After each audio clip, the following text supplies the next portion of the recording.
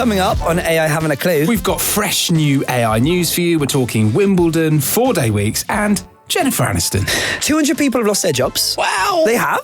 Over 200 people. At the heart of it, it isn't funny. Oh, it is funny. It is funny. Tell the story. Utterly ridiculous. James tackles another listener question. There will be an AI act at Glastonbury in 2027. Wow. We're chatting to Tara Thompson on how we make AI inclusive. That's profiling. Yeah, 100%. And it tracks what you touch. It doesn't track what you input. Hello, welcome to a brand new edition of AI Having a Clue, the podcast where we unpack artificial intelligence one mystery at a time. Hi, I'm George Butler, and you are... I'm James Chandler, resident expert on this here podcast. So if you're a resident expert, what am I a resident of? You're the voice of the people, aren't you? You're the everyman. The voice of the people just means a bit thick, really, doesn't it, say in this context? Welcome, thank you so much for joining us on this podcast. We are breaking down this crazy world of AI. It is changing so quickly. I feel like even since we've started this podcast, James, just several weeks later, there's more news stories than there was before we started. There's more talking points. There's more drama. It really is the fastest moving thing in the world right now. And I think people haven't really made up their minds about how they feel about it. I think they're holding these two views. We said it in the very first episode.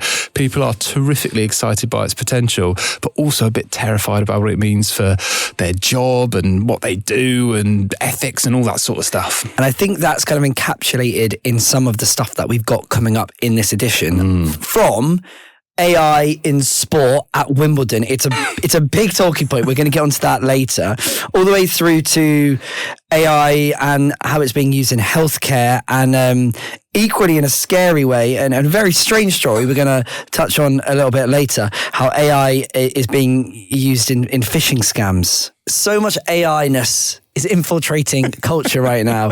It's hard to keep up. We've also got a brilliant question post Glastonbury, all about AI in music. We should tell us about Glastonbury and, NFI on the invite, but that's all right. It doesn't. I thought we did these things really together. I thought we were going to do Glasto together. It's fine. Yeah, I mean, so I went. I did go. You could probably tell in my voice a little bit that I was there.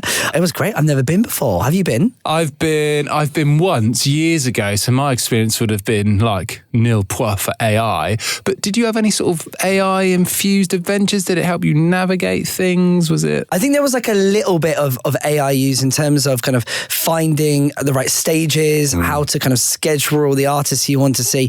But I would say it was almost the anti-AI experience of like, this is about no phones and about disconnecting. And it was quite nice.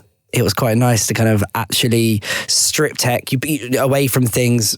Signal was not amazing. No one had their laptops, their tablets, or barely even their phones out. Wow. And a couple of artists kind of commented on the fact that it was, I guess, refreshing that they were at gigs where phones aren't out and people are connecting in a human level. So yeah, I mean, it was really nice, actually. It was one of the nicer things about it.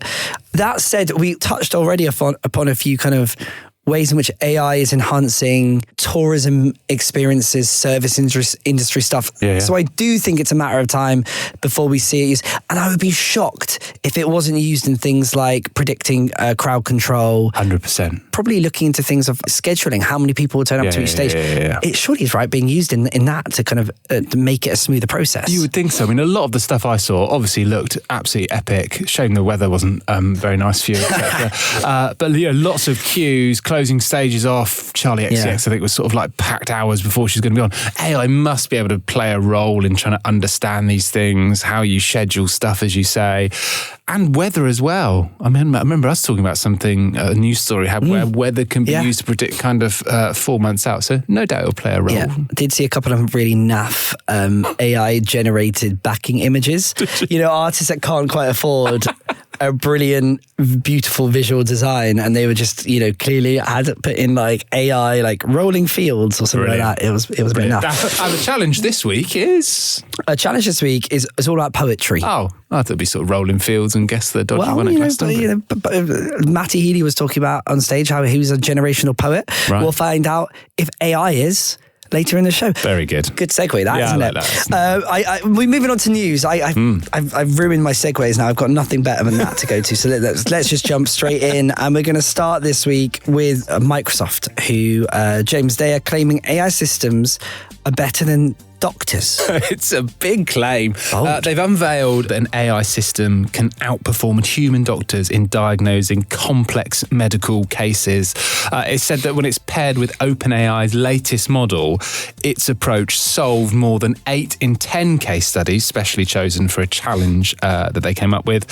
Whereas the practicing physicians who didn't have any access to colleagues or to textbooks or to AI or anything like that, they only got a 2 out of 10 score. So real doctors got 2 out of 10 versus an AI score of 8 out of 10. How valid is this study? That seems not particularly great from a kind of a human point of view. I haven't seen it written up in any sort of profound medical journal as yet.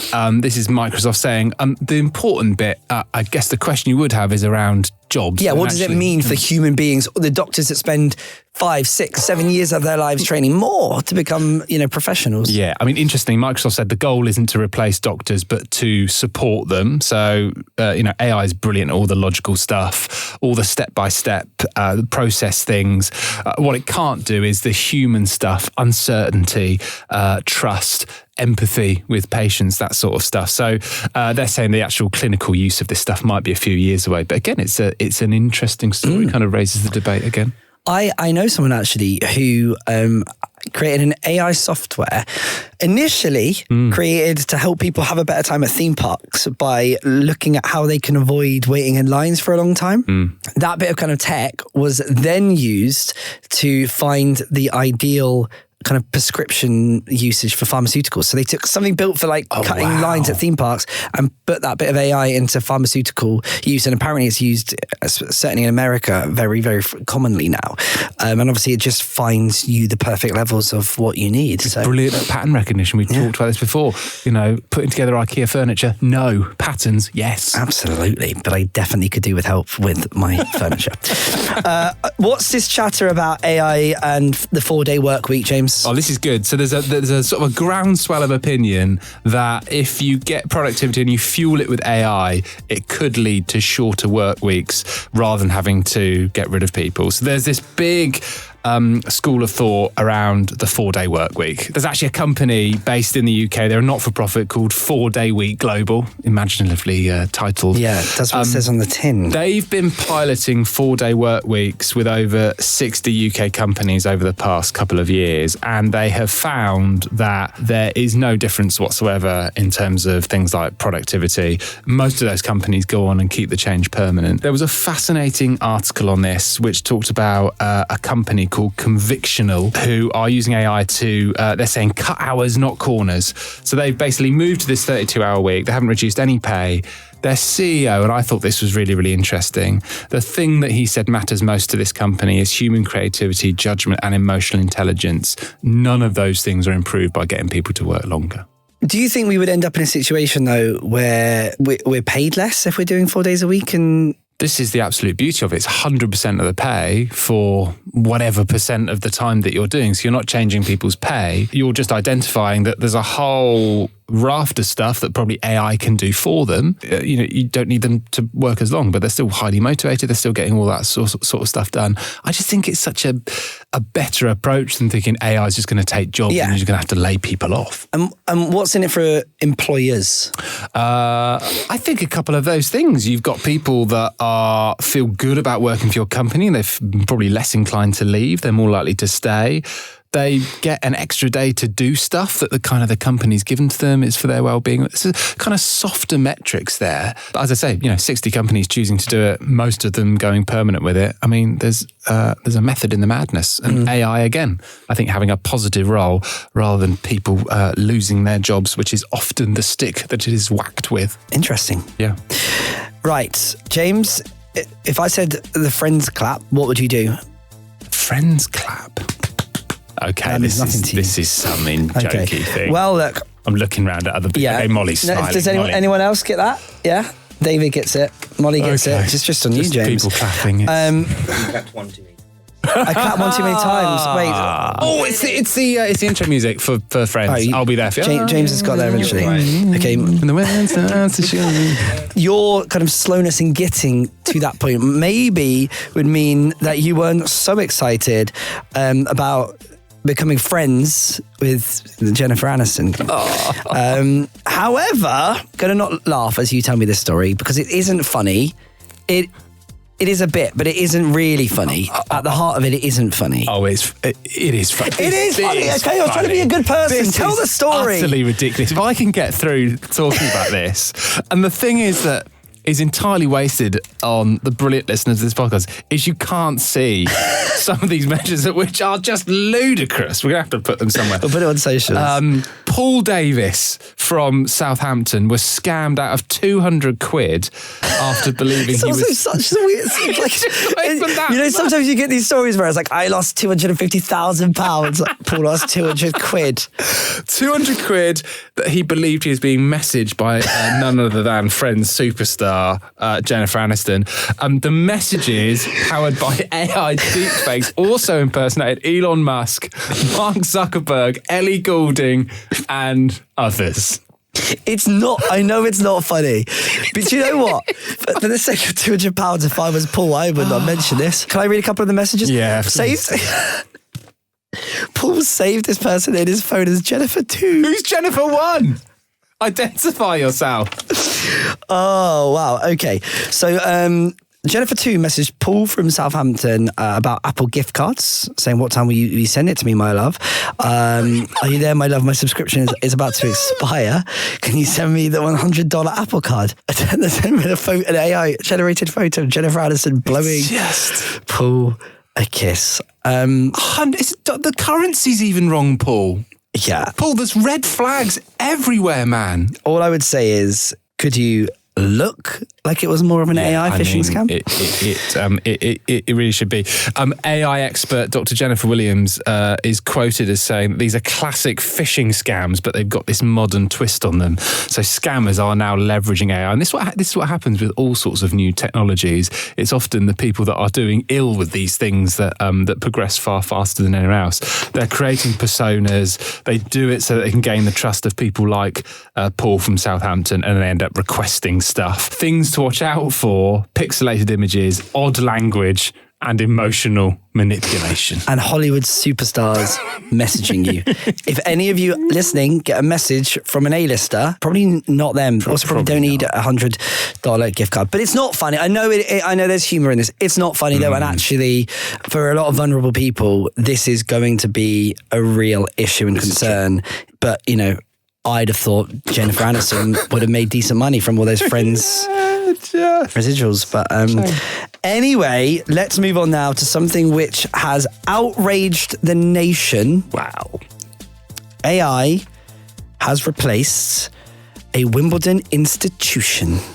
Wimbledon will be, and has been, I should say, replaced human line judges for the first time in its 148-year history. So they're trying to strike this balance between modernity and tradition. But the line judges, 300 in all, have been relieved of their duties. About 80 of them are going into new roles, I should say, as match assistants that are going to help the umpires. But yeah, effectively, AI is going to do the line calls rather than people. We talk about the good, the bad, and the ugly in this podcast. I feel like this has got it all because it is 200 people have lost their jobs. Wow, they have. Over 200 people have lost their jobs. First up, secondly, all right, there is a good element. The line calls are probably slightly more accurate. I would love to know. More accurate. I would love to know the point of differentiation. I bet it's so minimal. I bet it's a percentage or two. We're talking about big prize money here. Hundreds of thousands of pounds. But also, Hawkeye was such a cool, fun element. You're losing that drama of a player going, I contest that call, and the whole crowd going, oh, you lose that. And also, you lose tradition. You lose something which is a really beautiful part art of Wimbledon. Those line judges in their beautiful outfits that they wear, calling in a really stern voice. You're losing this brilliant thing. It's wrong. It's not right. There was no need. There was no issue with it. Who watched tennis? Who for the last 100 years have gone to Wimbledon and gone, I'm not enjoying the line judges there. Like, they've called it. It's never been an issue. No one had a problem with these line judges. This is AI replacing something that didn't need to be replaced. He's having his emoji bullet points. I think this is going to become a regular thing. Look, the bit that I guess has gone is, this idea that you kind of challenge a call and you get some drama around it. But look, the thing it's eradicated is inaccuracy in elite level sport where you kind of expect them to get it right. I mean, there's no grey area here. It's either in or it's out. And a human is far more likely to get that wrong than AI. How often were you watching Wimbledon and going, they've got that one wrong? Most of the time, yeah. Come on. They're so on it. Screaming at the screen. In a unique Wimbledon twist, the calls are now using recordings of voices of staff from the All England Club, which is quite nice. My thinking actually went a bit further than this. I think it's a wasted opportunity. What if you could have like celeb voices doing it? So Royal Box, you could have David Beckham, Eddie Redmayne, Sue Barker, Laura Robson. What you gain for accuracy, you lose in jeopardy and excitement. I think it's a loss. It's a loss for sport. It's a loss for drama. It's a loss for everybody. That's my view on it. Can I leave you with one quote? The renowned deputy leader of Reform, Richard Tice. We want our country back. We want Wimbledon line judges back. Enough is enough. You've just killed me there, haven't you? Yeah. And on that note, we are moving on. It's time for this week's listener question. Thank you to Libby for sending this in. Libby's asked off the back of a AI music artist, which you can find doing quite good numbers on Spotify. James, will AI be headlining Glastonbury anytime soon? Maybe, I think is the honest. Get out of town. Well, look, I think what Libby might be referring to, there's this band that are doing crazy numbers on Spotify, the Velvet Sundown. So they're doing 500,000 monthly Spotify listeners in a matter of weeks. They are AI-generated, so they're not real. No one can find anything about them. And to put it in context, that's probably more than some human bands who have got agents and big album deals and things like that. So from the context of like festival bookers like Glastonbury, they care about numbers, they care about streams, they're increasingly thinking about data. People like Glastonbury kind of like Fame, they like infamy as well. And the kind of the debate around people like Kneecap and things like that. The other thing I would say is that Glastonbury is awash with things they do first. You think about Jay-Z was the first hip-hop artist to play a UK festival. They were the first festival to ban plastic bottles. They pushed for 50-50 gender splits. There's a whole rich tapestry of things that Glastonbury have done first. It wouldn't surprise me at all if they were the first festival ever to have an AI act. What would that look like? A hologram or? Well, this is where you get into it. I mean, you alluded to it at the start quite brilliantly. Festivals are real life experience. They're all about presence and connection and authenticity, and I can't really see AI doing that. I suppose the closest thing to compare it to would be the ABBA Voyage experience, but obviously that is based and integrated off real life, human, beautiful music. This is something completely different because it's completely generated. It's not taking something real and human and making it, a modern experience. I think there might come a point where we just go, enough is enough on this. Like, I understand that some of this music actually might be quite good. I don't think as a society we're going to have a clamour for music made by an algorithm. I think there's a place for it. Whether it will appear at Glastonbury, I don't know. I think the idea of an AI act replacing a human artist or band at Glastonbury is pretty unpalatable. Because you can't just add more. It's got to replace someone. I don't think we're kind of there yet. Will it be on the pyramid stage? It's a fallow year next year, isn't it? So it'll be 2027. It's got 2 years. It's got 2 years to get going. Probably won't be on the pyramid stage. I mean, there's a ton of other stages and a late night slot. I wouldn't be surprised. Wow. In fact, I will put my money where my mouth is. There will be an AI act at Glastonbury in 2027. Wow. One man who disagrees with you, he certainly was on the pyramid stage just a matter of days ago, was Pulp frontman Jarvis Cocker. He had this to say about AI and music.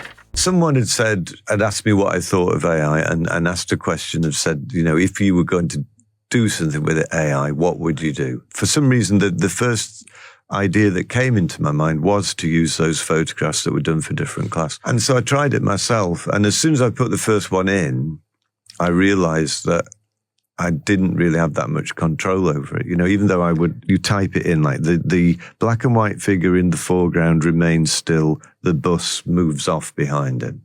But then when I put that in, it did this weird thing where the bus kind of slides towards me. So, I saw that. Yeah, so I could have given up then, but I just thought, well, I'll carry on and see where it gets to. You can tamper with reality, in a way. And there's been some kind of, some people don't like the video because it uses AI. It's not going to disappear. You have to learn how to deal with that. And I don't know what the end result of it will be. Jarvis sounds like kind of a bit confused on the whole topic, as many people are, kind of not knowing where to sit. Obviously, we a few weeks ago had Kimberly Wyatt from the Pussycat Dolls on the pod. She says she's using it to enhance what she does in music. So I see how it will be used as a tool. I'm going to put my money against you, James. I do not think in 2 years' time there will be an AI performer at Glastonbury. First band I ever saw live, Pulp. Really? Yeah. Bournemouth International Centre.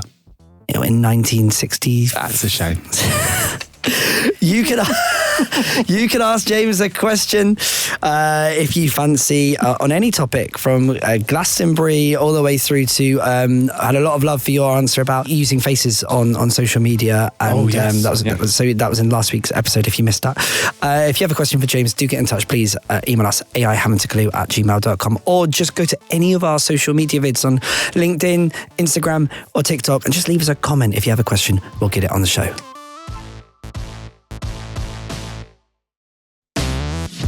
Today's guest is someone who's on a mission to make AI feel less science fiction and more like second nature.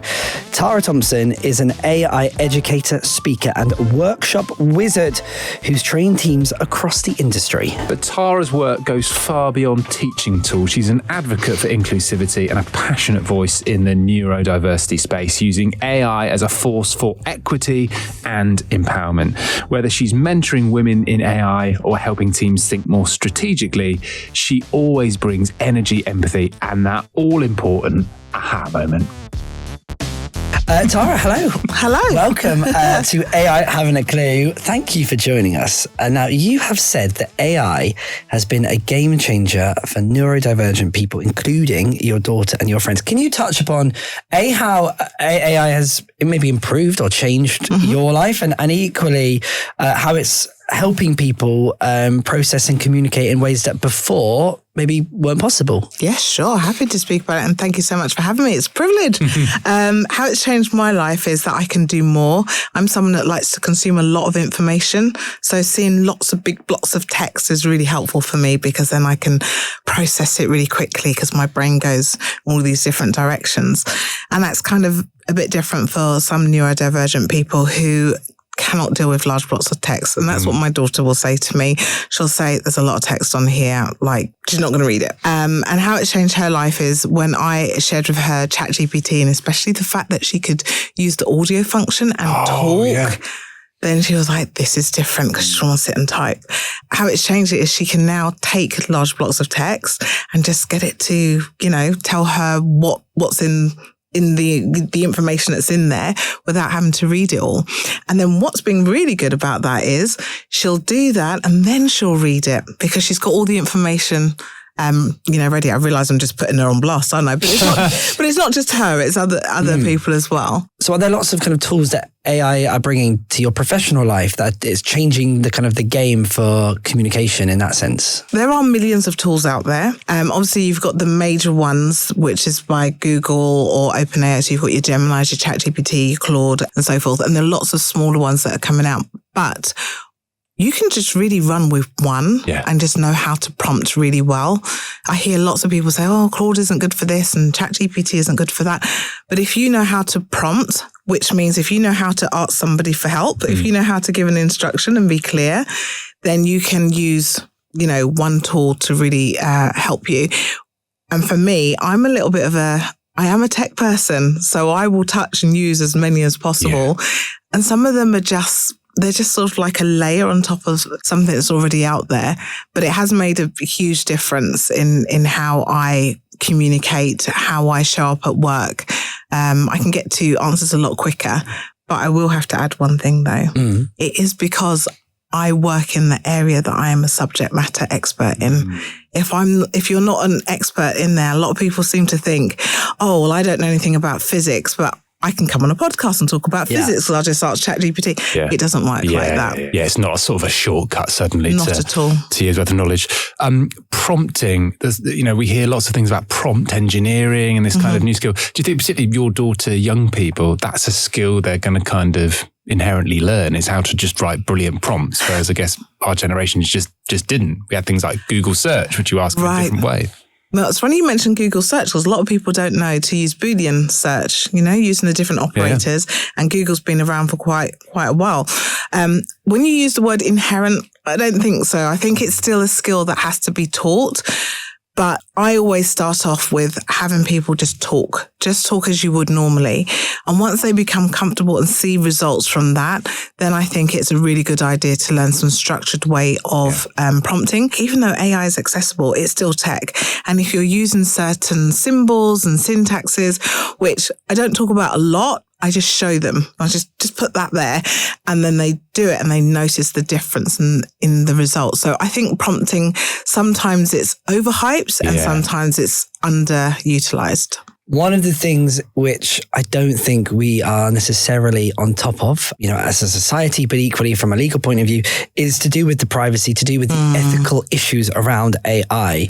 What do you think, from an everyday user perspective, we need to do to kind of help stay safe? Yes, this is a really big topic that I'm really passionate about, because I'm someone who is always all in. And I was all in when it came to AI. And then I started to notice all these different tools popping up. You remember back in the day when it was, there's an app for that. Well, now there's an AI tool. Yeah. And then I said, let me just do some due diligence. There's lots of things around privacy and terms and conditions. But I have been known to just accept. Who has time to read all the terms and conditions and privacy? Yeah. And what do we want? We want convenience. But as I started to use AI more and more, and I train and teach on it, the ethical side became really important. And so I started reading, and I say reading, I got AI to help me read terms and conditions and to read the privacy policy. And for some reason, my favorite tool for that is Claude. So I will copy all of the terms and conditions, all of the privacy. Which are vast often. Yeah. Control A or Command A if you're on a Mac. And I'll paste it into Claude. And I've actually created a project, so it's sort of like an area that where I've already given instructions. So I don't have to say anything. I just put red flags, ? And then it will work through and say what the red flags are. And have you come across any big red flags in this? Massive red flags. Like what? Yes.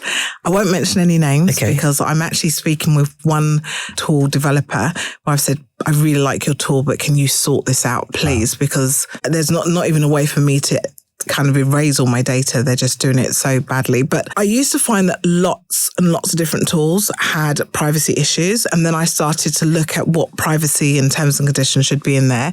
And all tools, even the ones that you're probably using, have that problem, AI or not AI. So I decided to benchmark it against OpenAI's ChatGPT and Anthropic's Claude. They're not perfect, but they're the ones that I use. So I think if I use those and I'm happy with my privacy details with them, although I must put a caveat, don't put personal information and sensitive information into the AI tools, then any other tool that I use has got to either match or, surpass them. Got it. And so some of the things I've seen are, and one that I actually got featured in Forbes for, little humble brag, but I will do it because go for it. The way I got features was me just saying, hell no. So professional, right? And they're like, do you want to talk about that? And that was with, and I will mention and reference DeepSeek, when they came out on their app, they actually track your keystrokes.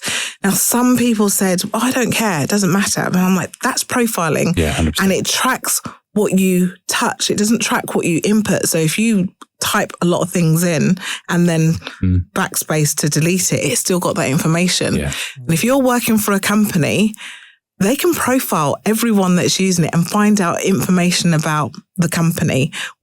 It's vast. So for me, it's really important to make sure that you're checking every tool that you're going to use.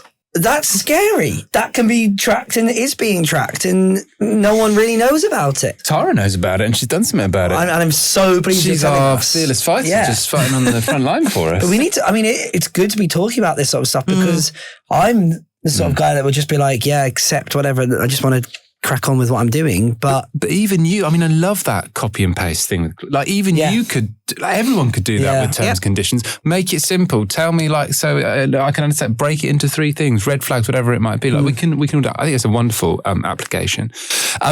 Myths, misconceptions, things you come up against, people that resist things with AI. What are some of those common things? I mean, you work with a whole bunch of teams across different industries. What sort of things do you run into?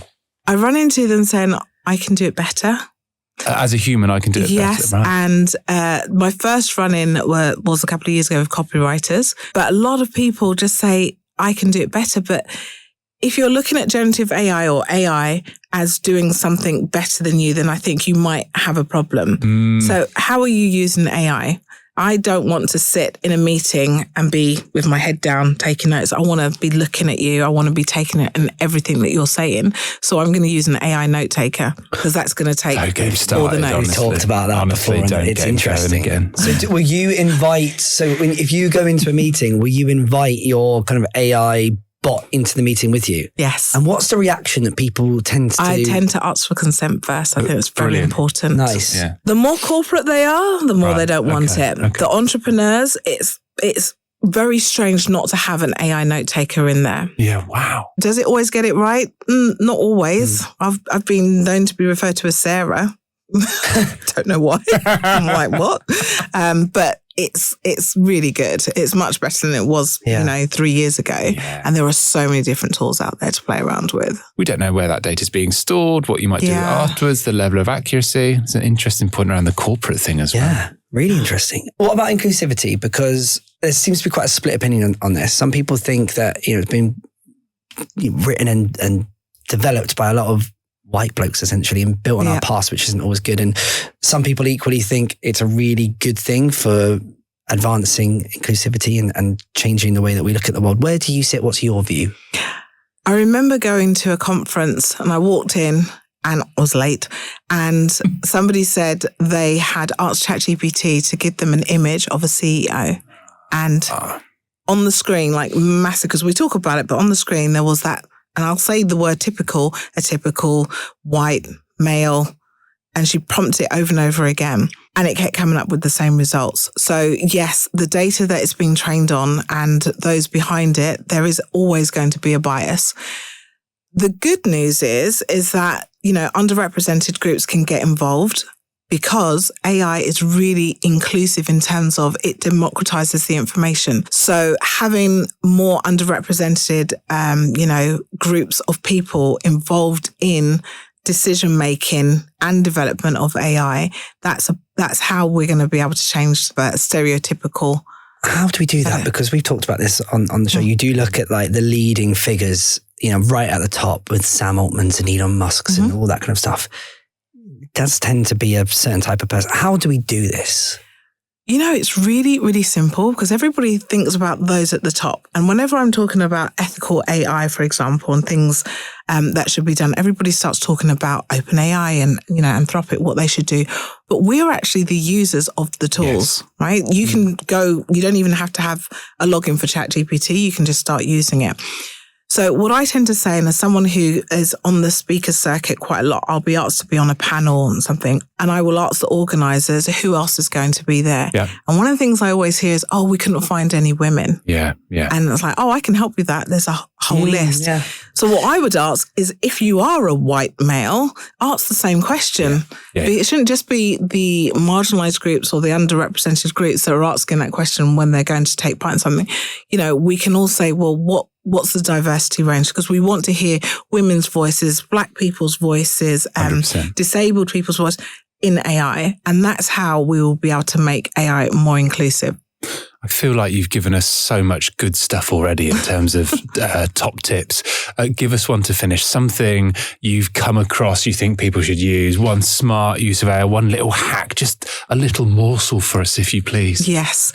I would say whether you know how to prompt or not know how to prompt, if you are using any AI tool to have a chat, once you've got your response and you've gone, oh, that's golden, it's going to get me a promotion, or, my complaint letter is going to go far. Ask the tool, what did I miss? If I were the person I'm sending it to, how would they view it? What gaps are there? We don't do that enough, but as humans, we do it. We don't walk into a meeting and someone says, oh, it's going to be like this. And we go, oh, okay. We go, there's a different perspective. There's a different way of looking at it. So as users, we have to be really responsible and poke holes in the response we get and not just go, oh, this is going to make me look so good. What would you say to, especially maybe a kind of a younger person, about embracing their use of AI and bringing it into the application of their life and their career, maybe? I don't like to do fear mongering, but the truth is you can't put Pandora back in its box. Okay. And if you're not part of using AI, it means that as it evolves, you will not so much get left behind, but you won't understand as much. So even if you're someone who's like, it's not for me, listen, hear how other people are using it. Try and apply it to something. It doesn't even have to be a work thing. It can be the classic. I call it classic because everybody talks about it. Just take a photo of what's inside your fridge and say, help me make dinner or something like that. I think that would be really important because the truth is when it comes to the workforce, it's integrated into, most of the tools now. So you're not going to get away from it. So you might as well just understand it. It's there. Wimbledon. Line judges have gone. Here we go. AI technologies replaced them. Good thing, bad thing. No. I'm very much not sure it's needed. I don't think we needed to lose the line judges, the tradition, the culture of it. James is like, it's great. It's better for accuracy. Brilliant. Boring. It's boring. Like, who cares? The drama. There's drama of the line calls, of the challenging. I was going to say, if I were on the player's side, then I would say, great, glad it's happened. Yeah. But, if you're there for the drama and the entertainment, so... right? It's always drama with you, George, isn't it? Always drama. Tara, amazing. Thank you so much. My pleasure. Thank you, Tara. How good was Tara, James? Awesome. I love that sort of self-critical thing of every problem, because I think we all feel very pleased with ourselves when it gives us something we want. But to then ask it, what have I missed? See it from this other, it's just sort of taking it further. She's pure common sense, and I think this sort of bundle of positive energy around it as well. I loved it. She was awesome. We need to get her back on. I feel like there are more just everyday life hacks and tips that will really, help everyone listening, help my life especially. You had one. Tara talked about taking a photo of the fridge. Oh, yeah. You had a tip for me. What was it? Epicure, which is, so there's a whole bunch of AIs that you can use. You can put, like she said, you can take pictures of fridges. You can put ingredients in, tell it to create your recipe. This is just like 1,000,000% better. So you select all the ingredients that you want to. It works out flavor profiles. You can put different things in. So what cuisine you want it. Are you eating it for breakfast? Are you eating it for dinner? Is it fine dining? Is it casual? Do you want it gluten-free? Do you want a sustainable thing? And it creates these original recipes for you. Original, brand new. Completely original. They could exist in the world somewhere, but it kind of creates them for these things. It gives you all of the macros, the nutrient thing that you need. You can tell it to be high protein, blah, blah, blah, blah, blah. The most important thing for me, it gives you an AI-generated picture of what it should look like. And that, I'm all about that. Big Emily English fan over here, because I want to try and make it exactly like she makes it. So when I don't get the picture and you make a recipe, it just looks like a sort of a bowl of slop. Doesn't really do it for me. But you're eating with your eyes. I am eating my Epicure is sensational. Okay. I will, in the next week, put it to the test. We'll cover it next week. Let's see how it goes. Stick it on the WhatsApp group. Stick it on the WhatsApp chat. Well, what a brilliant guest Tara was. And we look forward to having her back on if she would be so kind to join us once again.